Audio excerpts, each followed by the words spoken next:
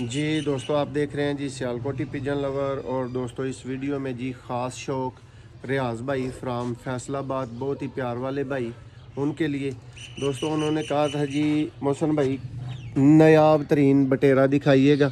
तो दोस्तों ये नायाब तरीन बटेरा पट्ठा अभी 8 पर का दोस्तों ये पट्ठा है, आपकी स्क्रीन पे मौजूद है।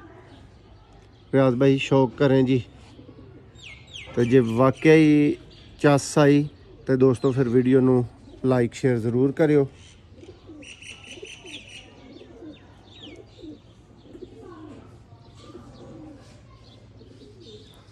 अगर कोई भरा पर पूछना चाहे तो दोस्तों है उस्ताद मुश्ताक टेंस वाले दोस्तों, उन्होंने वाले बटेरे कबूतर ने। देखो जी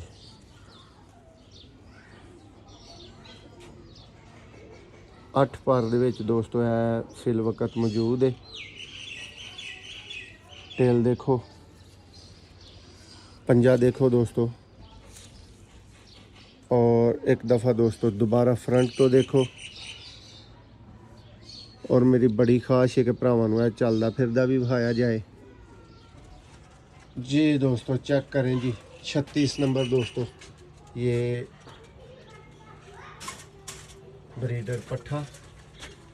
उम्मीद करते हैं जी भाइयों को तगड़ा शौक लगा होगा, पसंद आया होगा। अगर वाकई दोस्तों पसंद आया है तो लाइक शेयर ज़रूर कीजिएगा।